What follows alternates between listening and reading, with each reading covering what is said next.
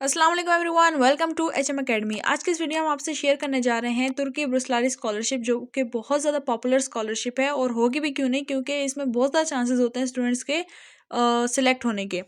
तो इस वेबसाइट का लिंक आपको डिस्क्रिप्शन में मिल जाएगा और इसको अप्लाई करने के लिए एप्लीकेशन लॉगिन टॉप पे ऑप्शन होगा, उस पर आपने क्लिक करना है और क्लिक करने के बाद आपके सामने एक पेज प्रॉम्प्ट होगा। तो आपके सामने ये पेज प्रॉम्प्ट हो चुका है जिसमें लॉगिन और रजिस्टर दोनों के ऑप्शन है। अगर आपका अकाउंट पहले एक दफ़ा बन चुका है तो आपने अपना ईमेल और पासवर्ड इंटर करना है और लॉगिन कर देना है। अगर अकाउंट नहीं बनवा हुआ तो आपने रजिस्टर पे क्लिक करना है। रजिस्टर पे आप जैसे ही क्लिक करेंगे तो सामने आपके पास name, middle name, surname. Name enter करना है, मिडिल नेम अगर है तो इंटर कर दें, अदरवाइज रहने दें। उसके बाद जेंडर, अपना डेट ऑफ बर्थ, अपनी नेशनैलिटी, उसके बाद अपना ईमेल एड्रेस को अगेन आपने इसी तरीके से एंटर करना है। उसके बाद अपना पासवर्ड जो आप रखना चाहते हैं, ईमेल का पासवर्ड बिल्कुल भी मत डालिएगा। अक्सर लोग ये गलती करते हैं, अपना ईमेल का पासवर्ड एंटर कर देते हैं।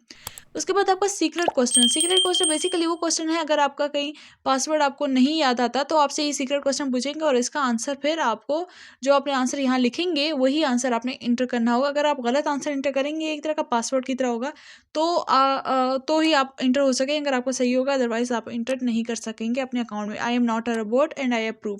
मैं ये सारी डिटेल्स इसलिए इंटर नहीं कर रही क्योंकि ये यूट्यूब की पॉलिसी, अगर आप उसमें कोई डिटेल्स इंटर करें तो उस वीडियो को वो कम्युनिटी गाइडलाइंस के अंदर ले आते हैं। उसके बाद आपकी ईमेल पे एक रेलिवेंट आपका ओटीपी क्रिएट हुआ होगा, वहाँ से आपने उसको क्लिक करना है और उसके बाद क्या करेंगे, अपना ईमेल और पासवर्ड इंटर करेंगे और लॉगिन कर देंगे। तो यहाँ से होगा आपका लॉगिन। तो ये देखिए हमारे पास अपनी ईमेल आ गई, अपने पासवर्ड इंटर कर दिया और यहाँ से लॉगिन कर दिया। लॉगिन करने के बाद अब आप देख सकते हैं आपके सामने एक प्रोफाइल ओपन हो चुकी है जिसके अंदर आपने रेलिवेंट डिटेल्स डाल दी थी, जैसे कि जेंडर हो गया, सिटीजनशिप होगी, आपका डेट ऑफ बर्थ हो गया, तो आपको पहले से फिल हुई होंगी। उसके बाद अगर आपने डिटेल्स एडिट करनी है, इसमें फर्दर डिटेल्स डालनी है, ऑब्वियसली आपने डालनी होंगी, तो आपने ऊपर ब्लू कलर का बॉक्स होगा, उसके एडिट पे क्लिक करना है और उस पर क्लिक करने के बाद आपके सामने फिर से एक पेज प्रॉम्प्ट होगा जिसके अंदर आपने रेलिवेंट डाटा डालना होगा। जैसे कि हमारे पास पर्सनल इन्फॉर्मेशन है, उसमें अपना नेम और मिडिल नेम आपने इंटर नहीं किया था तो हमने उसकी जगह खाली छोड़ दी, और उसके बाद सरनेम। और ये जो पिक्चर है, यहाँ पे आपके पास कैमरे की पिक्चर आ रही होगी, यहाँ से चूज़ फाइल पे क्लिक करना है। चूज़ फाइल पे क्लिक करने के बाद अपनी रेलिवेंट पिक्चर चूज़ करके ओके कर देना है। फिलहाल हम नहीं इसको इंटर करें और उसके बाद फर्दर जो है आपके पास मैरिटल स्टेटस आपका जो भी है आपने वो इंटर करना है। उसके बाद सिटी ऑफ बर्थ चूज़ करने से पहले आपने कंट्री ऑफ बर्थ चूज़ करना है कि कौन सा कंट्री है आपका पैदाइश का। तो उसके बाद अपना सिटी चूज़ करना है और सिटी चूज़ करने के बाद आपके पास आएगा टाइप ऑफ योर आईडी। तो टाइप ऑफ आईडी में आप सिटीजनशिप नंबर भी इंटर कर सकते हैं, पासपोर्ट नंबर भी इंटर कर सकते हैं, आपकी मर्जी है। अगर आपने सिटीजनशिप इंटर किया तो सिटीजनशिप नंबर और फिर उसका रेलिवेंट प्रूफ के तौर पे आपने वो डॉक्यूमेंट भी इंटर करना है। आप जीपीजी पीडीएफ किसी भी फाइल में अपलोड कर सकते हैं। आई have a citizenship of another country, अगर आपके पास किसी और कंट्री का रेजिडेंसी है तो आपने इसको चेक मार्क कर दें, अदरवाइज इसको छोड़ दें। और उसके बाद जो है आपने नीचे आना है रिलीजियस बिलोंगिंग। आपकी रिलीजियस बिलोंगिंग कहाँ से है, अगर आप इस्लामिक हैं तो आप इस्लाम, अगर क्रिश्चियन है तो क्रिश्चियन, बुद्धिस्ट हैं तो बुद्धिस्ट।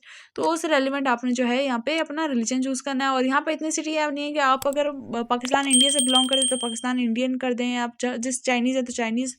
उसके अंदर आपने डिसेबिलिटी चूज़ करनी है, अगर आपको कोई डिसेबिलिटी है खुदा ना खास्ता तो आप वहाँ पे इसको सिलेक्ट कर सकते हैं। ये सब फिल करने के बाद आपने ब्लू बॉक्स होगा सेव का, उस पर आपने क्लिक करना है, आपके पास सारी डिटेल्स सेव हो जाएंगी। जो भी चीज़ आपको रहती होंगी तो ऊपर टॉप पे आ जाएगा कि ये फिल करनी है, मैंडेटरी है, आपने इसको फिल करना है, तो आपको पता चल जाएगा कौन से रह गए। अब नेक्स्ट चलते हैं फैमिली इन्फॉर्मेशन की तरफ।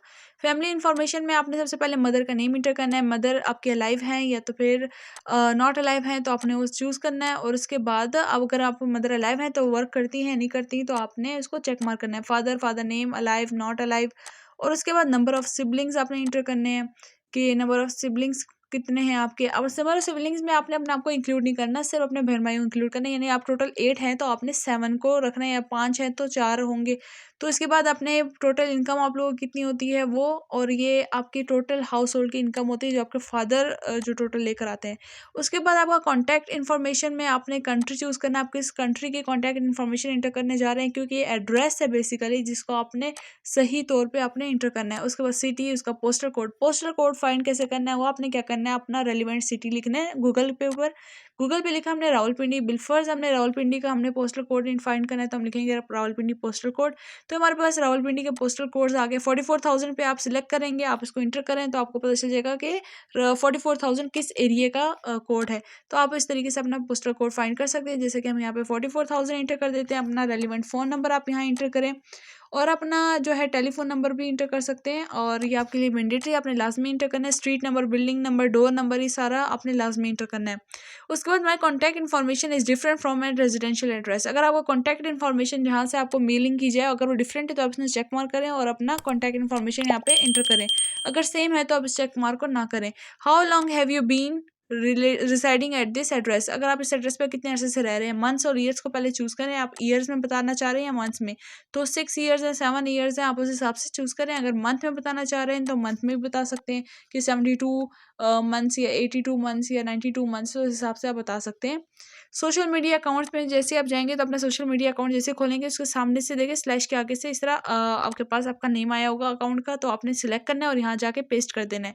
ये आपको बता रहे हैं कहाँ से आपने कॉपी करना है। तो इस तरह लिंक्डइन का, यूट्यूब का, अपना फेसबुक का, अगर आपके पास कोई और अकाउंट है तो आप उसका भी इंटर कर सकते हैं। उसके बाद आएगी आपके पास एजुकेशन इन्फॉर्मेशन। एजुकेशन इन्फॉर्मेशन में आपने सबसे पहले मिडिल स्कूल और हाई स्कूल को तो लाजमी इंटर करना है। मिडिल स्कूल के ऊपर आपने क्या करना है, क्लिक करना है। मिडिल स्कूल के ऊपर क्लिक करने के बाद आपके पास एक और पेज प्रॉम्प्ट होगा जिसके अंदर आपने रेलिवेंट डाटा इंटर करना है, जैसे कि कंट्री, किस कंट्री में आपने पढ़ा, अपना स्कूल, जो भी आप कोई सिटी सिलेक्ट करेंगे तो उस हिसाब से आपके स्कूल के नेम आ जाएंगे। तो जैसे ही मैंने यहाँ पे समझे बिलफर्स्ट पाकिस्तान मैंने सिलेक्ट किया, तो सिटी मैं कौन सा चूज़ करूँगी कि मैं किस सिटी में से बिलोंग करती हूँ, बहावलपुर, रावलपिंडी, इस्लामाबाद, के जहाँ से बिलोंग करती हूँ, तो उस एरिया के सब स्कूल वहाँ से शामिल हो जाएंगे। जितने भी स्कूल हैं एक स्कूल भी नहीं छूटा होगा। और ये सारा डाटा उन्होंने खुद कलेक्ट किया, तो उसी में से आपने स्कूल को सिलेक्ट कर लेना है। और इसमें छोटे से छोटा स्कूल भी इवन यहाँ पे इंटर होगा, तो आपने उसको सिलेक्ट कर दिया स्कूल को। और स्कूल को सिलेक्ट करने के बाद आपने उसके बाद अपने स्टेटस टाइप को चूज़ करना है कि आपका स्टेटस कौन सा कंटिन्यूस है या ग्रेजुएट है, यानी कि आप पढ़ रहे हैं तो कंटिन्यूस, अगर आप कर चुके हैं तो ग्रेजुएट कर दें।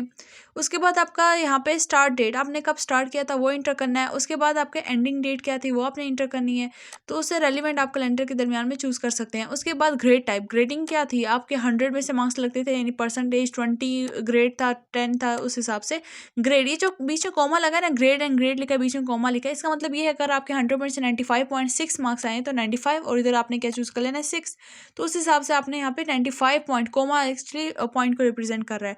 उसके बाद आप यहाँ से इस तरीके से कर सकते हैं। उसके बाद अपना डिप्लोमा जो है उसका प्रूफ के तौर पे आपने उसका डॉक्यूमेंट शेयर करना है। और उसी के तरीके से आपने अपना ट्रांसक्रिप्ट भी शेयर करना है। ट्रांसक्रिप्ट बेसिकली कुछ भी नहीं है, आपकी मार्कशीट है जो आपने यहाँ पे शेयर करनी है। Have you ever received any scholarship significant rewarding, अगर आपके पास कोई सिग्निफिकेंट वहाँ से कोई चीज़ मिली है तो आपने वो भी चूज़ बता देनी है कि हाँ मुझे ये चीज़ मिली थी, तो आपको उसके बारे में सारी डिटेल्स देनी है। Do you have any certificate to prove your achievement, अगर आपके पास सर्टिफिकेट है उस चीज़ का तो वेल एंड गुड, ये बहुत ज़्यादा अच्छी बात है अगर आपके पास सर्टिफिकेट्स मौजूद हैं, क्योंकि आपकी स्कॉलरशिप की जो प्रोफाइल है उसको बहुत ज़्यादा ऊपर लेकर आएगा। जितने भी आपके पास प्रूफ ज़्यादा होंगे, अगर प्रूफ कम होंगे तो इतना आपका ऊपर नहीं आएगा। तो उस तरीके से जो है हम इसको यस यस करके हमने आगे कर दिया लैंग्वेज डिटेल्स की तरफ। लैंग्वेज डिटेल की तरफ आते हैं। ये जो एप्लीकेशन मैं आपको बता रही हूँ ये सिर्फ और सिर्फ आपको समझाने के लिए है, क्योंकि अगर मैं कोई रेलिवेंट डिटेल्स इंटर करूँगी तो ये वीडियो नहीं अपलोड हो पाएगी। उसके बाद आपने नेशनल लैंग्वेज आपकी कौन सी, आपने उर्दू है, आपकी कौन सी लैंग्वेज, आपने उस हिसाब से अपनी लैंग्वेज चूज़ कर लेनी है। चूज़ करने के बाद जैसे कि हम पाकिस्तान की बात की जाए तो वहाँ पे उर्दू एक एज ए नेशनल लैंग्वेज कहा जाता है उसको, और अदर लैंग्वेज अपने इसमें चूज़ करना है। अगर आपको कोई और लैंग्वेज आती है जैसे कि जो अगर आप इंग्लिश स्पीकर हैं, आप पश्तो स्पीकर हैं, आप पंजाबी स्पीकर हैं, आप गिलगिती स्पीकर हैं, कश्मीरी स्पीकर हैं, इस तरह के बहुत ज़्यादा लैंग्वेजेस हैं, आपको हो सकता है काफ़ी ज़्यादा भी आती हों, तो आपने ऐड करते जाना है उन सारी लैंग्वेज को। ये आपका प्लस पॉइंट होगा कि आपको ये लैंग्वेजेस आती हैं। उसके बाद अगर आपके पास इंग्लिश आप चूज़ करें तो उसके बाद आपके पास बैंड का स्कोर भी होना चाहिए कि आपने आइल्स किया तो फिर TOEFL का आपका ग्री या तो फिर HAT, इनमें से किसी का टेस्ट दिया हो। अगर आपने टेस्ट नहीं दिए हुए और आप कहते हैं कि I have a certificate to prove I know this language, या कि मैंने इस लैंग्वेज को किया हुआ है, तो आपने इसको चेक मार्क नहीं करना अगर आपके पास सर्टिफिकेट नहीं है। अदरवाइज आप इसको चेक मार्क करके अपना प्रूफ दे सकते हैं। और उसके बाद आपने क्या कर देना, इसको सेव करने के बाद आप देख सकते हैं आपके पास वो ऐड हो चुकी है। उसके बाद तुर्किश लैंग्वेज स्किल्स, अगर आपको तुर्किश लैंग्वेज आती है तो येस, अदरवाइज नो कर दें। जब येस करेंगे आप तो फिर उसके बाद आपके पास पूछेंगे कि do you have a certificate for Turkish language, अगर येस और नो उसमें से सिलेक्ट करना है। अगर येस तो किया है तो फिर आपको प्रूफ भी देना होगा कि आपके पास कहाँ का सर्टिफिकेट है, आपने कहाँ से सीखी, ईच एंड एवरीथिंग आपको बतानी होगी। उसके बाद आपका वर्क एक्सपीरियंस में आपने अपना बताना है कि आप अभी तक क्या करते रहे हैं या तो फिर क्या कर रहे हैं। तो CV के अंदर अगर आप सेकंड ईयर मैट्रिक के भी स्टूडेंट हैं तो आपकी CV होना लाजमी है। CV के अंदर आपका बेसिकली क्या होता है कि आपके एजुकेशन लिखी होती है, आपके ऑब्जेक्टिव्स लिखे होते हैं, ईच एंड एवरीथिंग लिखी होती है। अगर आपको सीवी बनाने का तरीका नहीं आता तो आपको डिस्क्रिप्शन में मिल जाएगा, वहाँ पे पूरी वीडियो मौजूद है जहाँ से आप सीख सकते हैं। उसके बाद वर्क एक्सपीरियंस में आपने किस कंपनी के साथ काम किया, अगर किसी कंपनी के साथ काम किया है तो आपने सारा डिटेल्स इंटर करनी है, कब आपने ज्वाइन किया, कब आपने किस पोजीशन पे थे, ईच एंड एवरीथिंग उसके बाद सेव कर देना है। अगर काम नहीं किया हुआ तो फिर आप उसको रहने दें, आप उसको बिल्कुल भी फिल ना करें और यहाँ पे अपनी सीवी को जो है अपलोड कर दें डायरेक्ट। तो यहाँ पे उसके बाद सेव कर दीजिएगा। सीवी आपने किस तरीके से बनानी है आपको पहले बता दिया कि आप डिस्क्रिप्शन में से जाके देख सकते हैं। उसके बाद एकेडमिक क्वालिफिकेशन, एकेडमिक क्वालिफिकेशन में यहाँ पे आपको कुछ सामने शो नहीं हो रहा, साइड पे प्लस का ऑप्शन ऐड के साथ शो हो रहा होगा, आपने उस पर क्लिक करना है। उस पर क्लिक करने के बाद आप देख सकते हैं कि आपने उसके अंदर क्या इंटर करना है। आपने उसके अंदर ग्री का टेस्ट या तो एचएटी का टेस्ट, एसीटी का टेस्ट, एएलईएस का टेस्ट, गैट का टेस्ट, अगर कोई भी आपने इस तरह का कोई टेस्ट दिया हुआ है तो आपने वहाँ यहाँ पे रेलिवेंट एकेडमिक क्वालिफिकेशन के अंदर इंटर करना है। क्योंकि कुछ चंद एक यूनिवर्सिटीज ऐसी हैं जिनकी रिक्वायरमेंट है कि आपने आइल्स का टेस्ट दिया हो या जीआरई का टेस्ट दिया हो या एचएटी का टेस्ट दिया हो, तो उसी हिसाब से इनकी ग्रेडिंग या उसका जो है आपने एग्जाम कब दिया था, आपका कंट्री किस कंट्री में दिया था, और प्रूविंग डॉक्यूमेंट जो है, प्रूफ जो है आपका वो आपने लाजमी देना है, क्योंकि ये आपका सर्टिफिकेट होगा जिसके थ्रू आपको उनको पता चलेगा कि आपने वाकई दिया। उसके बाद आपने कर देना है इसको सेव। सेव करने के बाद आपके पास फर्दर एक नया जो है कैटेगरी है वो है आपके पास सोशल एक्टिविटीज़। सोशल एक्टिविटीज़ के अंदर आप अपने अवार्ड, प्रोजेक्ट, सर्टिफिकेट या फिर फील्ड या इससे रिलेटेड आपके पास कुछ भी है तो आप इंटर कर सकते हैं। जैसे आपने ऐड पे जाना है और आपने अवार्ड, प्रोजेक्ट, सर्टिफिकेट या फिर आपके पास स्कॉलरशिप, आपने इसमें से कुछ भी अवेल किया है तो आप यहाँ पे इंटर करें। और यहाँ पे जितना ज़्यादा हो सके इतना इंटर करें, क्योंकि बहुत ज़्यादा इंपॉर्टेंट है। अगर आप इस स्टेप पे बहुत ज़्यादा फोकस करेंगे तो चांसेस ज़्यादा हैं कि आपको स्कॉलरशिप मिले, क्योंकि जितने अवार्ड्स होंगे, जितने प्रोजेक्ट्स आपने किए होंगे, सर्टिफिकेट्स या स्कॉलरशिप आपने अवेल किए होंगे, इट मीन्स कि आप एक स्टूडेंट हैं जो कि काफ़ी ज़्यादा एक्टिव रहे हैं। तो अगर आपने कैंगरू लिंग्विस्टिक कॉन्टेस्ट में हिस्सा लिया, या तो हिप्पो कॉन्टेस्ट में हिस्सा लिया, कैट कॉन्टेस्ट में लिया, इंटरनेशनल कॉन्टेस्ट में हिस्सा लिया, या तो फिर आपने रनिंग में हिस्सा लिया है, किसी भी चीज़ में हिस्सा लिया तो आप यहाँ पे इंटर कर सकते हैं। उसकी डेट, उसका इंस्टीट्यूशन, कहाँ आपने किसी इंस्टीट्यूशन में आपने हिस्सा लिया, डिस्क्रिप्शन में आप उसके डिस्क्रिप्शन बता सकते हैं कि ऐसा ऐसा हुआ था, या फिर ऐसी ऐसी गेम थी, या फिर ऐसा एक कॉन्टेस्ट है जिसके अंदर मैंने हिस्सा लिया था और कब लिया था, आपने उसकी डेट भी इंटर कर देनी है। ये सारी डिटेल्स इंटर करने के बाद आपने जो है यहाँ पे प्रूफ के तौर पे जहाँ पे आपको ये एक पिन जैसा ऑप्शन, पेपर पिन जैसा ऑप्शन आपको दिखाई दिया, आपने यहाँ पे रेलिवेंट डाटा आपने लाजमी अपलोड करना है और यहाँ पे आपने वहाँ की जेपीजी या पीडीएफ फाइल आपने अपलोड कर देनी है। ये अपलोड करने के बाद आपने क्या कर देना है, आपने सीधा सीधा आपने इसको सेव कर देना है। सेव करने के बाद अगर आपके पास कोई भी और डाटा है तो आप उसको भी ऐड कर सकते हैं, अगर नहीं है तो इट्स ओके, नो प्रॉब्लम। आपने जाना है वॉलंटियर एक्टिविटीज़ में। वॉलंटियर यानी कि अगर आपने खुद से किसी भी मकसद के बगैर आपने कोई काम किया हो, यानी कि अगर आपने सफाई सुथराई में का हिस्सा दिया हो, या आपने गरीबों की एक एनजीओ में आपने काम किया हो, या वॉलंटियर कोई भी किसी भी किस्म का वर्क हो सकता है, आपने उसमें काम किया तो आप उसकी डिटेल्स यहाँ एंटर कर सकते हैं। ज़रूरी नहीं है कि इसका कोई सर्टिफिकेट हो, इसमें लाजमी आपने सर्टिफिकेट नहीं डालना, तो बस आपने इसमें बताना है कि आपने इन चीज़ों में काम किया था। उसके बाद नेक्स्ट है तुर्की एक्सपीरियंस। तुर्की एक्सपीरियंस के बारे में आपने डिटेल्स प्रोवाइड करनी है कि आपका तुर्की एक्सपीरियंस कैसा था। उसके बारे में सबसे पहले हम एडिट करेंगे। एडिट का ब्लू बॉक्स बना होगा, आपने उस पर क्लिक करना है। उसके बाद आर यू मीन तुर्की, यानी आप पहले कभी तुर्की आए हैं, नो ये यस में आपने आंसर देना है। आपको स्कॉलरशिप के बारे में कैसे पता चला, तो आपने उस सोर्स का बताना है। और उसके बाद आपके कोई फैमिली मेम्बर अगर आपका वहाँ पे रहता हो तो उसके बारे में बताना है।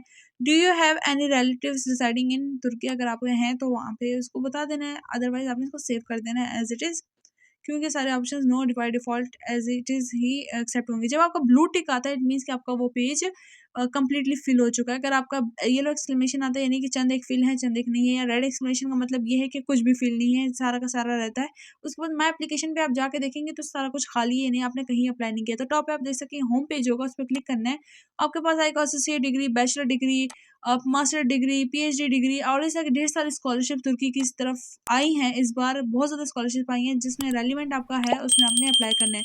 अगर आपको लगता है आपने कहीं गलत एंटर कर दी और आपने एप्लीकेशन सबमिट करा दी है तो आप इस एप्लीकेशन को डिलीट करें और दोबारा से एक न्यू एप्लीकेशन बनाएं और अपनी रेलिवेंट सारा फॉर्म दोबारा से फिल करेंगे और इसको आप करेंगे आई एग्री, क्योंकि अगर आपने एक दफ़ा आई एग्री कर दिया तो अपना फॉर्म आप चेंज नहीं कर सकते, आपको दोबारा से पूरा फॉर्म बनाना पड़ेगा।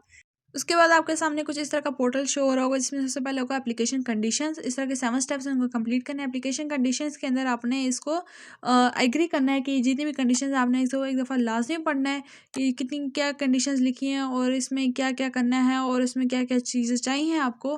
तो ये सारी पढ़ने के बाद आपने इसको आई एग्री करना है। अदरवाइज़ अगर आपको फर्दर अगर आपने कभी उन्होंने आपसे बोला कि ये आप एग्री कर चुके हैं और आपको ज़हन में नहीं था कि मैंने कब एग्री किया, तो यही वो स्टेप है जहाँ पे आपने सारी चीज़ों को आप एग्री कर रहे हैं। तो यहाँ पे जब एक दफ़ा चेक मार्क कर देंगे तो उसके बाद आप क्या कर देंगे सेव। उसके बाद नेक्स्ट स्टेप है प्रेफ़रेंस का। ये वो स्टेप है जिसके लिए हर स्टूडेंट बहुत ज़्यादा मेहनत करता है।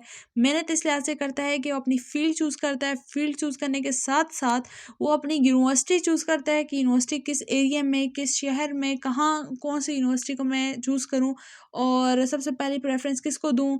और जो इसमें ये इंग्लिश मीडियम है, तुर्की मीडियम है, जो कि तुर्की मीडियम में जो इंस्टीट्यूट्स होंगे वो आपको 1 साल इज़ाफ़ी होगा। अगर आप सॉफ्टवेयर इंजीनियरिंग कर रहे हैं, 4 साल की डिग्री है तो आपको 5 साल लगाने पड़ेंगे। तो इस हिसाब से ये बहुत ज़्यादा हेक्टिक है स्टूडेंट्स के लिए, लेकिन आपको परेशान होने की बिल्कुल ज़रूरत नहीं है, क्योंकि हम आपके साथ इसके रेलेवेंट सारी डिटेल्स शेयर करेंगे। इंशाल्लाह नेक्स्ट वीडियो आपके साथ शेयर होंगी। और इस वीडियो में आपके साथ काफ़ी अच्छी गाइडलाइंस आपके साथ शेयर कर दी जाएँगी। तो सबसे पहले आपने क्या करना है, यहाँ पे सबसे पहले देखना है कि ये जो यूनिवर्सिटी आप जिसको सिलेक्ट करने जा रहे हैं, सबसे पहले तो आप अपना सब्जेक्ट चूज़ करेंगे, ठीक है? सब्जेक्ट आपने चूज़ कर लिया, उसके बाद आपने यूनिवर्सिटी चूज़ करने से पहले ये सोचना है कि यूनिवर्सिटी जो है ये तुर्की है, मीडियम है या तो फिर इंग्लिश मीडियम है। उसके बाद आपने क्या करना है, उस यूनिवर्सिटी का आपने देखना है कि वो ग्री या तो फिर एचएटी, आईएलटीएस ऐसा कुछ तो नहीं माँग रही, ठीक है? अगर वो ऐसा कुछ माँग रही हैं तो आप उसको एंड पे रखें। क्यों? क्योंकि एंड पे इसलिए रखें, अगर आपने कोई इस तरह का टेस्ट नहीं रखा हुआ यानी ऐसा टेस्ट नहीं दिया ग्री, आइल्स या टोफेल का, तो आपने बस उसको एंड पे रखना है। उन यूनिवर्सिटीज़ को टॉप पे रखना है, उन जो एरियाज़ हैं उनको टॉप पे रखना है जहाँ पे आपको लगता है कि जो ये आइल्स नहीं माँग रही या ग्री का टेस्ट नहीं माँग रही हैं और ये बेस्ट यूनिवर्सिटीज़ में भी आती हैं और 4 ईयर्स की डिग्री है क्योंकि इंग्लिश मीडियम है। तो उसके बाद आपने इस तरह एक से ज़्यादा प्रेफ़रेंसेस चूज़ कर सकते हैं, ऐड-ऐड करते जाएँ, करते जाएँ, करते जाएँ, टोटल 12 प्रेफ़रेंसेस चूज़ कर सकते हैं। इसी तरीके से आप यहाँ पे क्या करेंगे, सेव कर देंगे, यहाँ पे नीचे ब्लू कलर का बॉक्स आएगा और आपकी प्रेफ़रेंस सेव हो जाएगी। उसके बाद नेक्स्ट स्टेप है लेटर ऑफ इंटेंट। ये बहुत ज़्यादा इंपॉर्टेंट स्टेप है, बहुत, बहुत, बहुत ज़्यादा इंपॉर्टेंट स्टेप है। इसमें आपको काफ़ी स्टूडेंट्स इसी स्टेप की वजह से पीछे रह जाते हैं। ये जो स्टेप है आपने लाज़मी इसको बहुत ही गौर व फ़िक्र से करना है। मैं चूँकि एक सिंपल एक सैंपल के तौर पे एक एप्लीकेशन बना रही हूँ, तो मैं यहाँ पे एक रेलेवेंट एक छोटा-सा टेक्स्ट कॉपी करूँगी और उसके अंदर सेव करती जाऊँगी। लेकिन आपने जो है इसको बहुत सोच समझ के करना है, अपनी सारी डिटेल्स, अपनी क्वालिफ़िकेशंस, अपने सर्टिफ़िकेशन, अपने अवार्ड्स, अपने ईच एवरीथिंग आपने मेंशन करनी है। साथ में आप ये छोटा कंसाइज़ मैनर में आपने मेंशन करनी है और साथ में आपने ये भी बताना है कि आपका इंटेंट क्या है वहाँ आने का, और ये सारा कुछ आपने एक्सप्लेन कर देना है, लेकिन एक छोटे से कंसाइज़ मैनर के अंदर। आपने इसके बाद क्या कर देना है, इसको सेव कर देना है। सेव करने के बाद आपका नेक्स्ट स्टेप क्या होगा कि आप आपके पास देख सकते हैं इंटरव्यू की लोकेशन। आपने इंटरव्यू की लोकेशन चूज़ करनी है अपने मुल्क के अंदर ही, यानी कि अगर आप सिलेक्ट हो जाते हैं तो आपने कहाँ इंटरव्यू देना है, पाकिस्तान में ही देना है। अगर आप पाकिस्तान के रेजिडेंट है, किसी और कंट्री के रेजिडेंट है तो वहाँ का चूज़ करें। आपने इस्लामाबाद में देना है, लाहौर में देना है, कराची में देना है, तो जो कंट्रीज़ आपको मिली नहीं है उसी में से आपने चूज़ करना है। उसके बाद आपका आएगा रेफरेंस। उसके बाद रेफ़रेंस आपने यहाँ पे इसको एक दफ़ा सेव कर दिया आपने इंटरव्यू की लोकेशन को। उसके बाद आपके पास आएगा रेफ़रेंस। रेफ़रेंस को आपने चूज़ करना है। रेफ़रेंस वो चीज़ है जो कि बहुत ज़्यादा मैटर करती है। रेफ़रेंस इसलिए मैटर करती है क्योंकि जिस बंदे का आप एज़ अ रेफ़रेंस देंगे कि ये बंदा मुझे जो है रेफ़र कर रहा है, तो वो उस बंदे को कॉल करेंगे या फिर ईमेल करेंगे, टेक्स्ट करेंगे कि आप हमें इस बंदे के बारे में बताएँ, ये कैसा बंदा है। तो आपने उस बंदे की डिटेल्स देनी है जिसको वो कॉन्टैक्ट कर सकें, जो कि एक्टिव बंदा हो उसकी ही देनी है आपने डिटेल्स वग़ैरह। उस बंदे का नेम, उसका सरनेम, ईमेल, फ़ोन नंबर सब कुछ एक्टिव होना चाहिए, और उसका जो रेफ़रेंस लेटर है आपने जो उसने आपको बना के दिया होगा तो उसका आपने पिक्चर या तो पीडीएफ आपने यहाँ पे अपलोड कर देना है। This information belongs to my academic reference, academic reference है तो आपने इसको चेक मार्क कर देना है। This information belongs to Turkiye alumni, या अगर वहाँ पे कोई अलुमनाई है जो आपको रेफ़र कर रहा है तो आपने इसको चेक कर मार्क कर देना है। और उसके बाद जो है ये बहुत ज़्यादा इंपॉर्टेंट स्टेप है, यहाँ पे आप एक से ज़्यादा रेफ़रेंस दे सकते हैं, इसका कोई इश्यू नहीं है। उसके बाद आपके पास आता है about the outstanding merit scholarships. इसके अलावा इनके पास ढेर सारी और भी स्कॉलरशिप्स हैं। आप यहाँ पे पहले क्राइटेरिया पढ़ेंगे, क्या इस क्राइटेरिया के अंदर आप फ़ॉल करते हैं। अगर आप फ़ॉल करते हैं तो आपने उस एप्लीकेशन को चूज़ करना है, यहाँ पे येस और नो में से येस करना है कि आपको ये स्कॉलरशिप के मुस्तहिक हैं कि नहीं है, यानी आपको स्कॉलरशिप चाहिए कि नहीं है। अगर आप चाहिए तो आप येस करें, अदरवाइज़ नो। लेकिन अगर आप इररिलेवेंट करेंगे तो ऑब्वियसली आपको स्कॉलरशिप नहीं मिलेगी, क्योंकि है मास्टर्स के लिए और आप अंडर ग्रेजुएट के लिए अप्लाई करें, या फिर आपके 60% मार्क्स हैं और वो 80% वालों के लिए, या फिर कुछ स्कॉलरशिप ऐसी है जिसमें टोफेल और आइल्स के टेस्ट मांगेंगे और आप टोफेल और आइल्स के बगैर अप्लाई कर रहे हैं, तो उसके लिए भी ये इशू बनेगा कि आपको स्कॉलरशिप नहीं मिलेगी। इशू तो खैर इतना ज़्यादा नहीं बनेगा, लेकिन बेस्ट ये है कि आप टू द पॉइंट और रेलिवेंट जो है इन डिटेल्स इंटर करेंगे, हाँ वाकई आपको इसके मुस्तहिक हैं कि नहीं है। अगर हैं तो येस करें, अगर नहीं है तो फिर नो ही करें, तो ये बेस्ट होगा आपके लिए।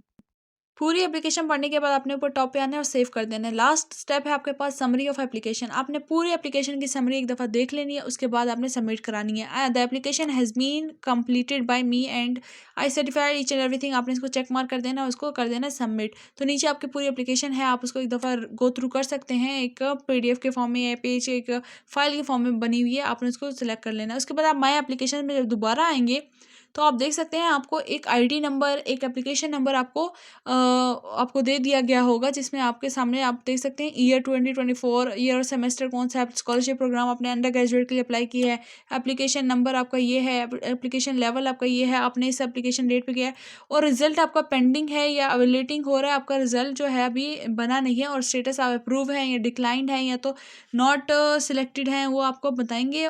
और अब ये है कि अगर आपने इस पोर्टल में से लॉग आउट करना है, तो लॉग आउट करने के लिए आप टैब साइड पे देख सकते हैं एक एरो बना होगा, उस पर क्लिक करेंगे तो आप ऑटोमेटिकली लॉग आउट हो जाएंगे। लॉग आउट होने के लिए दोबारा से लॉगिन होने के लिए अपनी ईमेल और अपना पासवर्ड एंटर करना है। इसी तरीके से हमारे पास और भी ढेर सारी स्कॉलरशिप है, जैसे केस्ट की स्कॉलरशिप है, और भी ढेर सारी स्कॉलरशिप्स आएंगी। आप कमेंट में जाके बता सकते हैं आपको किस स्कॉलरशिप के थ्रू या फिर किस स्कॉलरशिप की जो है आपको गाइडलाइंस चाहिए, आप उसके कॉमेंट में जाके शेयर करें। इंशाल्लाह नेक्स्ट वीडियोज़ में आपके साथ उस स्कॉलरशिप की डिटेल्स आपके साथ शेयर हो जाएंगी। अगर आपको किसी न्यू स्कॉलरशिप के बारे में अनाउंसमेंट मिलती है तो आपने हमें लाजमी बताना है, ताकि हम आपके साथ उसकी गाइडलाइन शेयर कर सकें, ईच एंड एवरीथिंग। अदरवाइज आपको हमसे लेटेस्ट से लेटेस्ट स्कॉलरशिप्स और उनकी गाइडलाइंस मिलती रहेंगी। Thank you so much. अल्लाह हाफिज़।